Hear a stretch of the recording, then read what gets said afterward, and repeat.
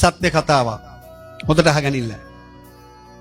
දැනට අවුරුදු 10කට විතර ඉස්සෙල්ලා හාමුදුරනේ සිද්ධියක් මේක.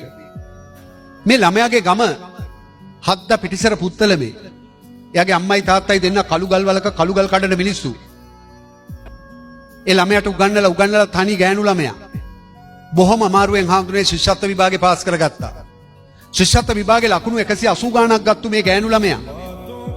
පුත්තලම දිස්ත්‍රික්කයේ හද්ද පිටිසර අහගනින් ළමයි පුතේ. එයාගේ අම්මයි තාත්තයි දෙන්න කළු ගල් වලක කළු ගල් කඩන මිනිස්සු. කළු ගල් කඩලා මේ ළමයා ජීවත් කළේ. කෙල්ල ශිෂ්‍යත්ව විභාගේ ලකුණු 180කට වැඩිය ගත්තු ප්‍රීතියට ඒ ළමයාව කොළඹට එක්කගෙන ආවා පුතේ ලංකාවේ අංක 1 බාලිකා පාසලකට. ලංකාවේ අංක 1 බාලිකා පාසලකට ළමයාව දාලා ඒ අම්මයි තාත්තයි දෙන්න කළු ගල් වලක කළු ගල් කඩන මිනිස්සු. ඒ මිනිස්සුන්ට දැන් රස්සාවක් නැහැ. ඒ මිනිස්සු ඔය කොළඹ මුඩුක්කු ගයක් කුලියට ගත්තා. මුඩුක්කු ගයක් කියන්නේ පුතේ ටකරන් හැවිල්ලලා ලෑලි ගහපු ගයක්. ඒක වැස්සට යට වෙනවා. ඒක වැස්සට මඩ වෙනවා. ඒ මඩ වෙන හින්දා ඒ ගෙදෙට්ට ගෙනාවා. බූරු ඇඳක්. බූරු ඇඳක් කියන්නේ අකුලන දිගරින ඇඳක්. ඒ බූරු ඇඳ ගෙනාවේ හාමුදුරනේ අම්මා තාත්තට නිදියන්න නෙවෙයි. තමන්ගේ එකම දුවට නිදාගන්න. හිතාගනින්න උඹලට දෙමව්පියෝ කරන තාලේ. බූරු ඇඳක් ගෙදෙට්ට ගෙනල්ලා. ඒ අම්මයි තාත්තයි දෙන්න පුත්තලමේ කළුගල් කඩපු මිනිස්සු. දැන් උදේ පාන්දර 3ට තාත්තා නැගිටිනවා. පාන්දර 3ට අම්මා නැගිටිනවා. ඒ වෙලාවට උඹලා නිදි. අම්මයි තාත්තයි තාත්තා බුලත් පිට හදනවා. අම්මා ඉන්දියාප්ප තම්බනවා. කඩවලට. ඇයි? එකම දුව කවදා හරි වෛද්‍යවරියක් කරගන්න. ඒක තමයි ඒගොල්ලන්ගේ හීනේ. කාලය ගෙවිලා ගියා. මේ දියණිය හොඳට ඉගෙන ගත්තා. හැමදාම පන්තියේ පළවෙනියා වුණා. ඇය ඕ ලෙවල් විභාගෙන් ඒ 9ක්ම ගත්තා. ඒ 9ක්ම ගත්තා. ඒ අම්මා තාත්තට මොනතරම් සතුටුවක්ද මිස්? තමන්ගේ එකම දුව ජීවිතේ ජය ගන්නට යනවා. ඇය උසස් පෙළ විද්‍යාංශයෙන් වෛද්‍යවරියක් වෙන්න ඉගෙන ගත්තා ලංකාවේ අංක 1 බාලිකා පාසලක. ඔය කාලේ තමයි පුතේ ජීවිතේ අවාසනාවන්තම කාලේ උදා වුණේ. අගේට හිටපු අම්මා වයස අවුරුදු 40යි. එක පාරටම අසනීප වුණා.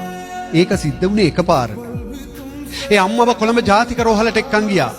කොළඹ ජාතික රෝහලෙන් මේ අම්මව වැඩිදුර පරීක්ෂාවකට යවුවා මහරගම පිළිකා රෝහලට. මහරගම පිළිකා රෝහලෙන් පරීක්ෂාව කළා හරියට වාර්තාව දුන්නා. මොකද්ද වාර්තාව? ඒ අම්මා තව උපරිම ජීවත් වෙන්නේ මාස 3යි. ඇයි? මුළු ශරීරය වැහෙන්න පිළිකාවක් පෙනහළු වැහිලා. වෛද්‍ය නිර්දේශය තමයි මේ අම්මා ගොඩ දාන්න බෑ. ඒ හින්දා මෙයා මෙහෙ තියන් ඉන්න එපා. ගෙදර එක්කගෙන ගිහිල්ලා බෞද්ධයෝ නම් පින්කමක් කරන්න. එච්චරයි කතාව. අනේ පුතේ මේ තාත්තගේ ඔළුව ගිනිගත්තා. ඇයි? අවුරුදු 17ක දුවේ ගෙදර තමන්ගේ ආදරණීය බිරිඳ තව මාස 3යි ජීවත් වෙන්නේ. කොහොමද ඒක තාත්තා කෙනෙක් දරාගන්නේ? හැබැයි ඒ තාත්තා හිත හයිය කරගත්තා. දුව වෙනුවෙන්. අහගනින්න. තාත්තා ගෙදර ඇවිල්ලා ඒවා කිසිවක් කිව්වේ නැහැ. අම්මා දන්නෙත් නැහැ මැරෙන බව. දුව දන්නෙත් නැහැ. පොඩි පොඩි පින්කම් ටිකක් කරනවා. හැබැයි ඒ අම්මා කිසිම යුතුයකමක් අතෑරියේ නැහැ. වෙනද වගේම පාන්දර 3ට නැගිට්ට පුතේ ඉන්දියාප්ප තැම්බුවා. ඇයි? උඹලා වෙනුවෙන්. ඒ අම්මගේ මාස 3 දන්නේම නැහැ. ගෙවිලා ගියා. තව මැරෙන්න තව මාසයක් නැහැ. ඔය ඉන්න අතරේ තව කරදරයක් වුණා. මොකක්ද ඒ කරදරේ? අර අගේට ඉගෙන ගත්තු අවුරුදු 17ක කෙල්ලට ලෙඩක් ඇතුණා. ඒකිට හැදිච්ච ලෙඩේ අමුතු එකක්. අර මං කිව්වේ රැට නිින්ද යන්නේ නැහැ. කොට්ට පුළුන් හදිනවා. මෙට්ට කඩන්න හදනවා. අර වගේ ගීත ගායනා කරනවා. දුක තද කරන් මා මෙරතරම් මට ඉන්න බෑ. එයාට ප්‍රේමවන්තයෙක් හම්බෙලා පුත්තලමෙන් ශිෂ්‍යත්වේ පාස් වෙලා වෛද්‍යවරියක් වෙන්න කොළඹ ආපු කෙල්ල ඒ සියල්ල පැත්තක දාලා වෙන වැඩක් පටන් ගත්තා. මොකද්ද? ප්‍රේමයක් පටන් ගත්තා. ඔන්න මදුක මහත්තයෝ රීතිය ක්‍රියාත්මක වුණා. උඩ ඉඳන් කෙනෙක් බලන් ඉන්නවා කියලා මං කිව්වනේ. අම්මා මැරෙන්න පණ අදිනවා. එයා වෙන වැඩක් පටන් අරන් රීතියෙන් එයාට දඬුවමක් දුන්නා හාමුදුරනේ. මොකක්ද එයාට දීපු දඬුවම? එයාටත් දැන් උදේට නැගිට ගන්න බෑ, ඇඟට පණ නැහැ. එයාටත් ඇඟට හරි මහන්සි. හැබැයි එයා අවුරුදු 17ක් හදපු අම්මට නෙමෙයි ඒක කිව්වේ. එයා ඒක කිව්වේ එයාගේ අර ප්‍රේමවන්ත කොළුවට මට මගේ ඇඟ වෙනස්. මට රැට නිින්ද යන්නේ නැහැ. මට උදේට නැගිටින්න බෑ. මේ ප්‍රේමවන්තයා මේ අවුරුදු 17ක දුව එක්කගෙන යනවා පෞද්ගලික වෛද්‍යවරයෙක් ගාවට. පෞද්ගලික වෛද්‍යවරයා හාමුදුරනේ පරීක්ෂණයක් කළා වාර්තාවක් දෙනවා. මගේ සුබ පැතුම්.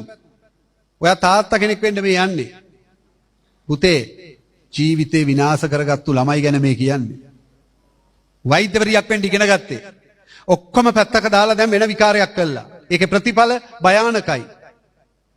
හේ ළමයා ඉකිග ගහඬනවා. අනේ මට ගෙදර යන්න බෑ. කරන්න දෙයක් නෑ ඔයා යන්න. මේ ළමයා අඬ අඬා ගෙදර එනවා.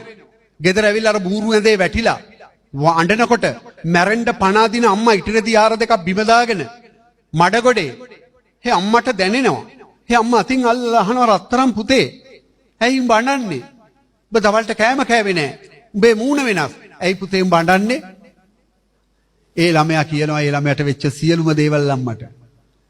හේ අම්මා කියනවා පුතේ උඹ කවදා හරි වෛද්‍යවරියක් වෙනවා මං හීනෙන් දැක්කා. අනේ රත්තරන් පුතේ තාත්තට මේක කියන්න එපා. තාත්තගේ පපුව පැලිලා මැරෙයි.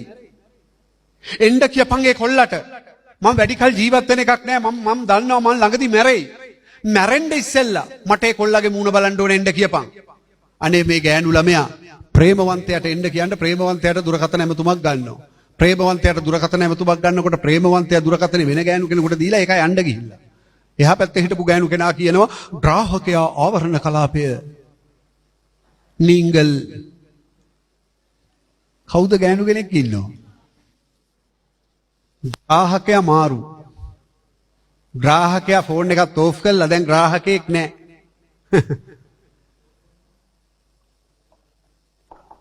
අහගනින් ළමයි පුතේ. පහුවදා උදේ බලනකොට අර වයස අවුරුදු 40ක් වෙච්ච අම්මා කොට්ටේ බදාගෙන මැරිලා. ඒ ළමයා ඉකික ගහනවා රත්තරන් අම්මේ මාව දාලා යන්න එපා. ඔයා ඕනම වෙලාව මට. ඒ අම්මායි නැගිටින්නේ නැහැ පුතේ. බල මතක තියාගනින්න. බල ඔය දාන පාට් ඔක්කොම දාන්නේ ඉන්නකම් විතරයි. ඒ අම්මායි නැගිටින්නේ නැහැ. අම්මගේ 7 දවසේ දානේ. තාත්තා මේක දැනගන්නවා. තාත්තට ඉවසන්න බෑ. ළමයාගේ බෙල්ලෙන් ඇදගෙන ගිහින් බිත්තිය හප්පනවා. උඹ තමයි අම්මා මැරුවේ. සති 4ක් වෙච්ච කලලය කුස තුල තිබිච්ච එතරම් නැතුව යනවා. තාත්තා කෙනෙකුට බෑබන් දුවෙකුට එහෙම කරන්න මං තාත්තා කෙනෙක් දුවෙක් ඉන්න උඹලගේ වයසේ. උඹලට අපි පණ ඇරලා බං. හරි? ඒ තාත්තා ඒ ළමයාව අත් දෙකට අරගෙන කොළඹ පෞද්ගලික ස්පිරිතාලයකට ගිහිල්ලා අඬා වැටෙනවා. අනේ ડોක්ටර් මට මේ ළමයා සනීප කරලා දෙන්න. මට නැති වෙන්න දෙයක් නැහැ. මගේ නෝනා නැති වෙලා දවස් 7යි. මගේ දේපොළ ටික නැති වුණා. ඒව මට ඉවසන්න පුළුවන්. මට මගේ දුව නැතුව ඉන්න බෑ. එයා මට සනීප කරලා දෙන්න. එයා මට සනීප කරලා දුන්නොත් මං ඕගොල්ලන්ට මය ගාව තියනවා වකුගඩු දෙකක්. මං එකක් ඕගොල්ලන්ට දෙනවා. ඔන්න තාත්තලා උඹලට කරන තාලේ. වකුගඩු ගනු දෙනවා කෙසේ වෙතත් ළමයා සනීප වෙනවා හාමුදුරනේ. සනීප කරගෙන නීතිය පිළිසරණ ගන්න අපේ ආයතනයට එනවා. කරුමේ කියන්නේ නීතිය පිළිසරණ ඒගොල්ලන්ට දෙන්න බෑ. මොකද හේතුව ඒ ළමයාගේ වයස අවුරුදු 18 සම්පූර්ණ වෙන්න මාස 2යි තිබුණේ. 16ට වැඩි නම් කැමැත්තෙන් දෙයක් කරගත්තොත් ඒකට පොලිසිය එකතු වෙන්නේ නැහැ. කැමැත්තෙන් කරගත්තු දේවල් ඒගොල්ලොම බේර ගන්න ඕනේ. 16ට වැඩිනේ. මගේ කතාවේ ළමයා ඒ අම්මා තාත්තට කිව්වා. හේ තාත්තා කිව්වා අනේ වයසී මහත්තයෝ අපිට එහෙම කරන්න එපා. අපි අහිංසක මිනිස්සු. අපි පුත්තලමේ.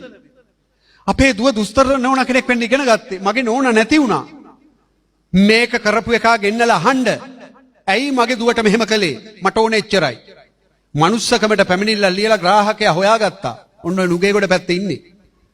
මිනිහා ආවේ තනියම නෙමෙයි ආවේ නීතිච්ච මහත්තයෙකුත් එක්ක. මං ඇහුවා උඹ මේ ගෑන ළමයා අඳුරනවද? ඔව් සර් අඳුරනවා. කොහොමද? මෙයාගේ මගේ ප්‍රේම සම්බන්ධයක් තිබුණා. ඒ කියන්නේ උඹ මෙයා එක්ක යාළු වෙලා හිටියා? ඔව් හිටියා.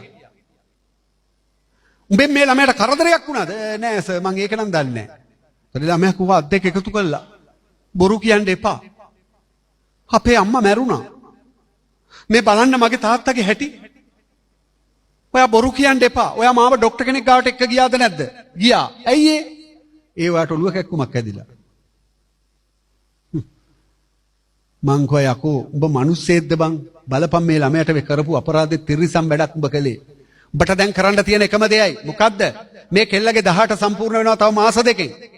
මේ පොතේ පොලිසිය ලියපන් 18 සම්පූර්ණාට පස්සේ මම මේ ළමයාව බඳිනවා ලියපන් පොතේ ග්‍රාහකයෙක් වශයෙන් ලියා ගන්න මං කැමති මම මෙයා බඳින්න මං කැමති ග්‍රාහකයා කැමති බඳින්න ග්‍රාහකයා කැමති වුණාට අර ආපු නීතිච්ච මහත්තයා කැමති වුණේ නැහනේ නීතිච්ච මහත්තයා අහනවා යකෝ ඔබ කොහොමද යකෝ මේ ගෑන ළමයා බඳින්නේ ඔබ මේ ගෑන ළමයා බැන්දොත් ඔබ බැඳපු ගෑණිටයි ළමයි දෙන්නටයි මොකද වෙන්නේ ග්‍රාහකයා දරුවෝ දෙන්නෙක් ඉන්න තාත්තා කෙනෙක් මම ඇස් දෙකෙන් දැක්කා ඒ ළමයා පුටුවක් පෙරලගෙන ඇදගෙන වැටුනේ සිහි නැතුව ඇදගෙන වැටුණා සිහි නැතුව අනේ අර තාත්තා ආයෙ ගත්තා දුව වතට රත්තරන් පුතේ මුළු ලෝකෙම දාලා ගියත් මේ තාත්තම බෝ දාලා යන්නේ නැහැ බං මුළු ලෝකෙම දාලා ගියත් බෝ දාලා යන්නේ නැහැ මේ තාත්තා වරෙන් යන් පුත්තලම යන් මං කළු ගල් ආයෙ කඩන්නම් දුවත් උස්සගෙන නැවත පුත්තලමට